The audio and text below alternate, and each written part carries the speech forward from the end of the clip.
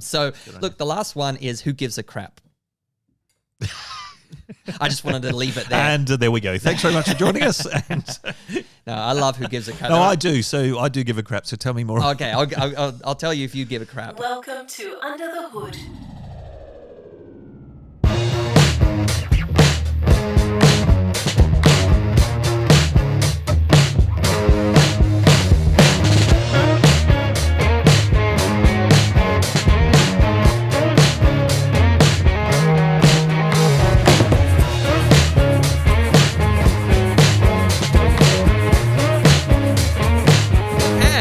Welcome back, ladies and gentlemen. The energy in the room. Oh, it's crackling. It's crackling. Like he's bubbling away over there, folks. He's been hanging out for this episode more than any other episode of Under the Hood. Absolutely, because it's the one that I'm curious to know most about that can help with my ROI of my daily activity. Well, I was going to say, I think if anything gets Gabe McCarthy out of bed, it's how to make money. That and waffles. Oh, that's right. How to make money on waffles. That could be an interesting episode, but not this one. No, not this one. But if it's your first time joining us on Under the Hood, welcome back. My name is Gabe McCarthy. This is, of course, Mr. Tony Eads. And we are doing a show that we have, if you haven't seen the rules, 10 minutes to talk on today's topic. And 10 minutes is all we'll get. And then pretty much we do. Well, we cheat a little bit, but then the timer will go off and then we'll have to go into our after segment, which is the Toolkit, which is some really cool things we talk about that you can take away after said podcast. And speaking of podcasts, thank you again, Bella Vista Hotel, for having us at the Hills podcast. This has been a great run. This is episode 8, Tony. Did you know that? It is episode 8. And I was just going to say, you mentioned Toolkit. Is it Toolkit or Toolbox? Because we got in trouble, I think, because we tend to jump around between the Toolkit or the toolbox. Depends on the size of the tool, I think, whether it's a box or a kit. Same thing, really. Well, I mean, I believe the two are interchangeable, Yep. It's like those kind of words that don't really mean exactly what you think they mean. So wait and find out. Yeah. I'm not sure. So stay tuned for either one of those, and make sure to like, comment, subscribe to wherever you're watching or listening to this episode. But speaking of today's episode, Tony, do you want to announce the topic, and should we just jump right into it? And then I'll start the timer. So I did give you a bit of a clue, folks. It was how to make money, but it's actually how to make money with AI.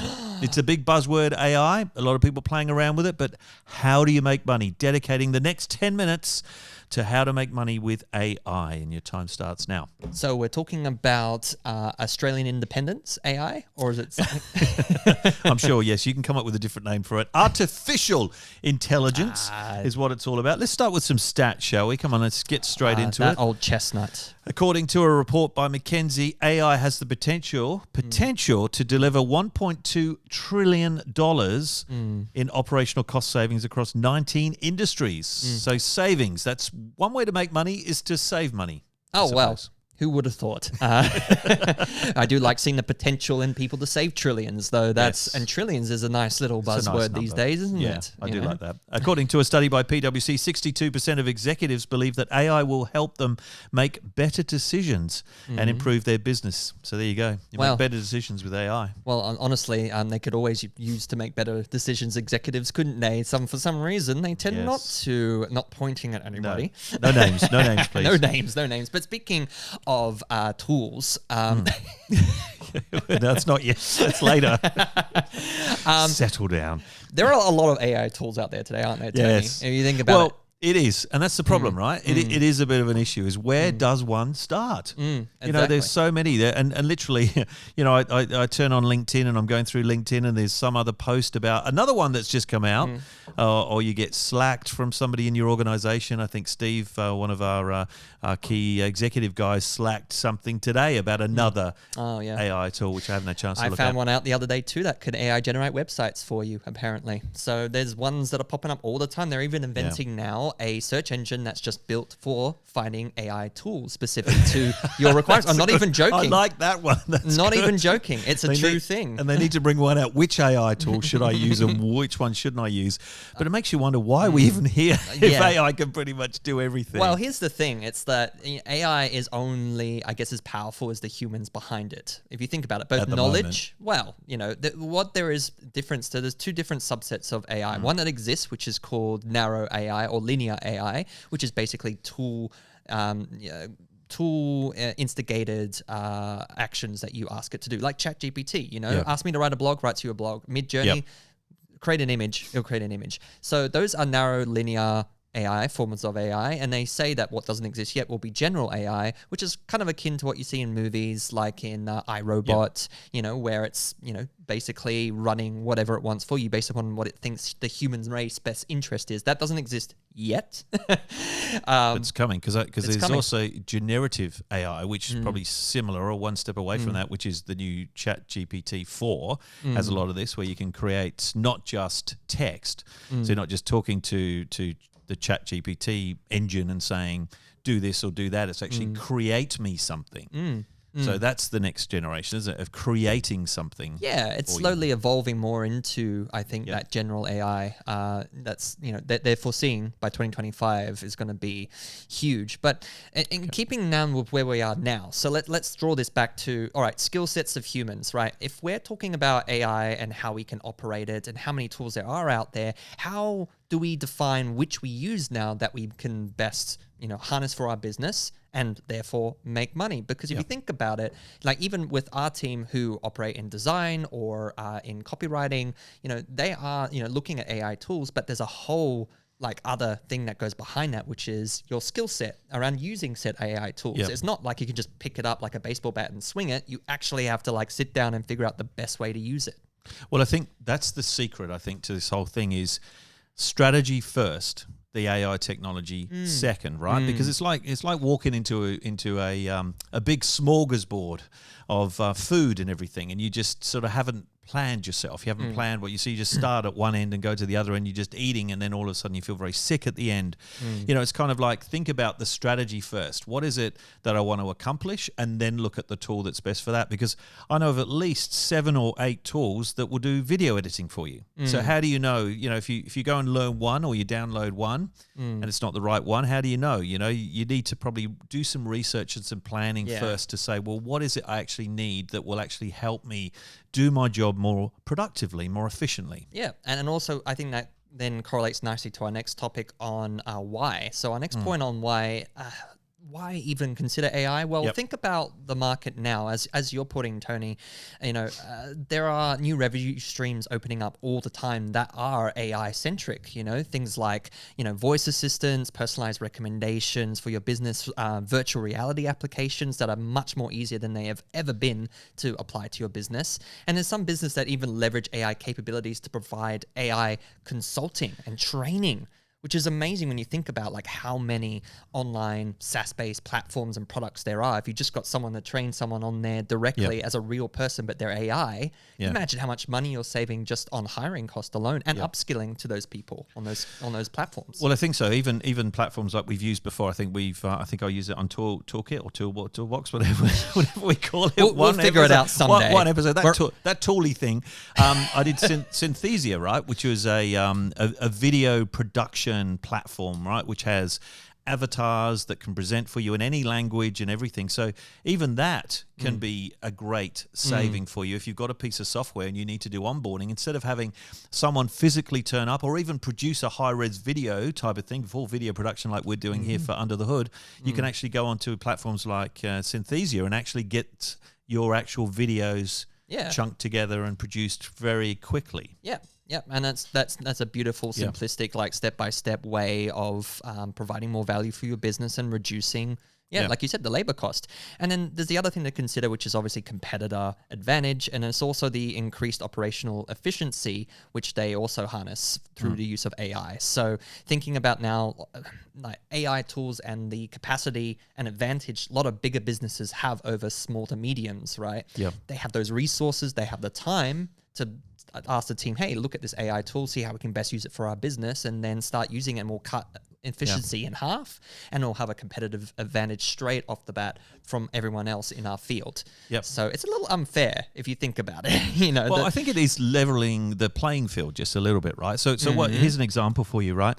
So I think a lot of small businesses that are getting started find it hard to find the time and resource to keep up with quality social media, right? To put it out there. Yet the big guys have a whole department of people doing their social media. So leveraging AI for your social media, and even Facebook advertising, if you want to actually get people across to use ChatGPT to actually write the ad for you. You use something like DALL-E or Midjourney to actually create the image to go in there. And then you can use platforms like HubSpot to actually produce the thing for you, because you've got the elements that come together, the stuff that takes the time. So you can actually even plan your organic calendar or your ad calendar all through something like ChatGPT. So now what it's doing is giving you that department that the big guys have. Okay, so let's talk about then how, like, going to back to the topic about making money then. So if we were looking at the most direct approach, and if I asked you how would be some of the best ways to make money through using AI, what are your sort of top recommendations straight off the bat that come off your head? Well, let's continue that one I just said, because there was a great example by a guy called Billy Jean, not Billy Jean's. He's not my lover. No, he's not. No. No, we don't. Thank you, Michael. But actually, no, this was interesting because he showed how he used that process, if you like, in terms of using the AI tools that are out there, created an online kind of course or funnel that people would purchase into. 2,500 buyers jumped on and did it at an average cart price of $69. So you know how they bring the price right down. So it's $69 to buy, say, a set of videos to learn how to do something. Right. So the funnel revenue was $176,000. The ad spend to get people to do it, because he had to pay, using that process for the Facebook ads, $17,000. So the revenue was $158,000. Wow. But then you take that and you say, right, I've got those 2,500 buyers that have bought A. So now I'm going to sell them B. So they then sold another 151 people into their more exclusive and longer term $10,000 16-week accelerator program, giving them $275 a month payment plan for each of those. So the whole thing ended up making like lots and lots of money just by using that AI process and kind of funneling people, I suppose, the old traditional funnel. Wow, interesting. Yeah. So it's almost like he took the need, the pain point that we're discussing already today about how businesses need to upskill, and applied that to a sellable course. He made that a revenue stream, which is very clever. And I think a lot of other businesses probably listening could look to invest in something similar for themselves. But then I think in doing so, that gives you the correct pathways to choose when choosing AI platforms to best generate revenue. Right? Yeah, exactly. And that's why, there's so many different AI platforms out there. So you can use it to save money and save time. But you can also, that's how I said save time, and then the timer went off. Wow, it's like you can almost see the timer for yourself and plan your words. It is. But as I say, so to finish off that sentence, because I've started, so I'll finish, is basically to not only save time, but also to make money by actually creating something new, but using the leverage of AI to actually build upon something that may take you days or weeks, like as we were talking before, video production, sound production. There's a whole bunch of things. Just quickly, I had some notes here just to kind of give everyone a quicker idea very, very quickly. Listen AI, understand your customer more deeply. So you can have a look at that. Smartest and fastest way to get employee insights. So you can click away. ChatGPT, we've mentioned. DALL-E, we've mentioned. Synthesia, we've mentioned, for creating your videos. Descript is another one where you can clone your voice. How good is that? So you produce all your voiceovers without us talking into the microphone. Like we need that. Sound Draw will create the music backing for you. Otter will turn your meetings into content. And this one I love, which you've got to check out this one because this is right up your alley, is Video, which is multiply your content. AI will make customized short videos from your longer form videos instantly. So instead of you having to edit them down into small little pieces for Facebook or social, YouTube or whatever, Video would do it for you.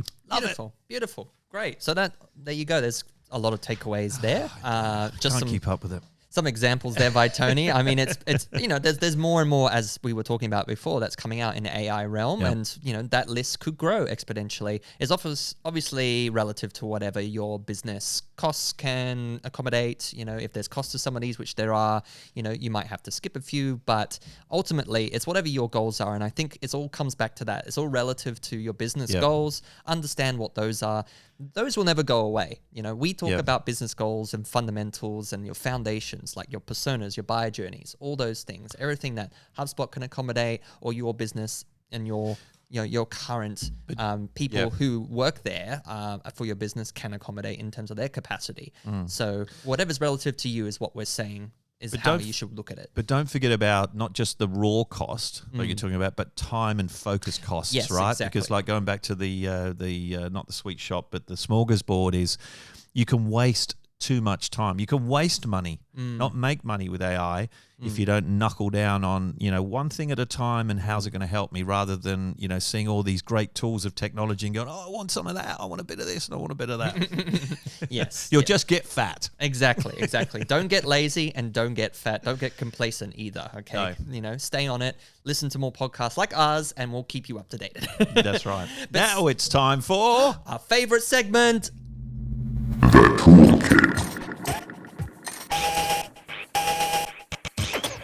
So what have you got rummaging around over there in your toolkit, toolbox, depending on what size the tool is? Well, I want to hear one of yours first this time. The little Flick Socials, one of my ones I wanted yes, to you do. that I was Okay. eyeing there, and I was like, what does this mean? Is it appropriate to talk about on a podcast? Well, yes, you're obviously thinking about the wrong Flick. You think it's some kind of a app for young people. Oh, no, it's not, folks.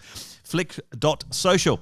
So the best thing I like about this one is the little thing called repurposing. So you can transform your long-form content into bite-sized snippets for social and things like that. So it really increases your content visibility without constantly creating fresh material all the time. Because this is the thing, like, take what we're doing now, this Under the Hood, right? It's one big episode that you can listen to as a vidcast or a podcast. But we also do little previews that you might see before the actual episode. But post the episode, imagine if we can use this little baby called Flick.social and spin out or spawn out a range of these little clips and of all the things we've done, rather than creating fresh content. So I love that one, fresh.social. Have a look at it. It's got some great things for scheduling, hashtags, analytics, and everything to do with your social and how to actually drive good, rich content from the content you already have. And it's great. And to your point, we record these on great cameras, 4K, for a lot of footage that lasts for hours. We've got hours of all the episodes we've got. Why not use something like Flick Social and just flick on to some other snippets that we could just rummage around with from the previous content we've been, delivering on, week out. All those hours of footage just sitting on the cutting room floor from Glenn, who's just edited the hell out of it and thrown all the good bits out. Well, we love you, think. Glenn. We love you, Glenn. Thank you.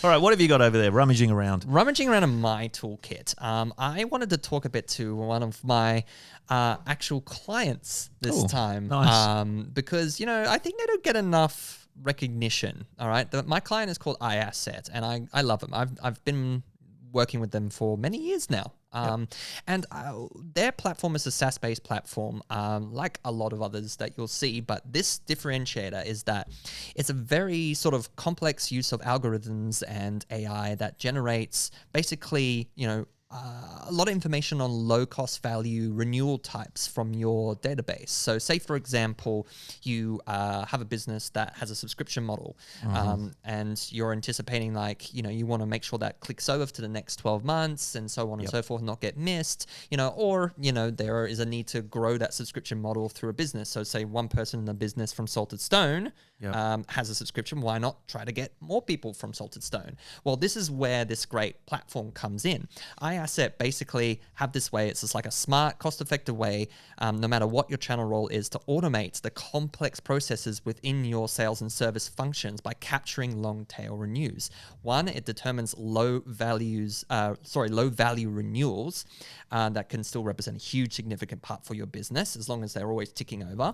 And now technology, because it's consumed so more frequently and in larger volumes, it's hard to determine them all the time. So it actually can pick it out for you and say, hey, you know, you should really pay attention to this one because there's potential of them to grow to all other parts of this business. So it'll inform the sales rep straight away without them needing to shift through and look through LinkedIn and figure out what would work perfectly. And also it takes all the data that is generated within the platform and tells them, hey, they've been using it a lot or not much, or, you know, they've been looking at all these other parts they don't have access to, you know, a bit like HubSpot, you know, where you can say like, I want to have access to this hub, you know, then you inquire and then someone follows you up. Well, this can actually use smart learning to determine that, which is really cool. So you can apply it to all your business. It can avoid churn and attrition and also any sort of missed cross sales or upsell opportunities. So that's all I'll say about it. It's a lot more complex than I'm making it sound and dumbing it down to, but definitely check it out, iAsset.com. Very nice. And the last thing we want is missed opportunities. Exactly. I mean, it's just like, you know, the cutting room floor with all that great footage that doesn't get seen. You all the offers that you could have got and all the money you could have got. So my second one is reply.io. Oh, okay. Any idea what that one is? Reply.io. I always like an IO one because it always gets me excited for something sexy, funky. doesn't it? A bit of a, hello, I'm .io. All right, well, anyway, this one, I won't even give you a chance to reply and guess what it is. Reply is your all-in-one sales engagement platform to create new opportunities at scale while keeping every touch point personal. Now, you're going to love this one because I know how laborious it is to sit there and put these sequence emails together to follow up on some kind of event that we've ran or something like this. Well, these guys have the Jason AI, a personal assistant powered by ChatGPT. Isn't anything and everything powered by ChatGPT these days? It sets up outreach sequences, handles prospect responses, and books meetings for you all through AI at your fingertips.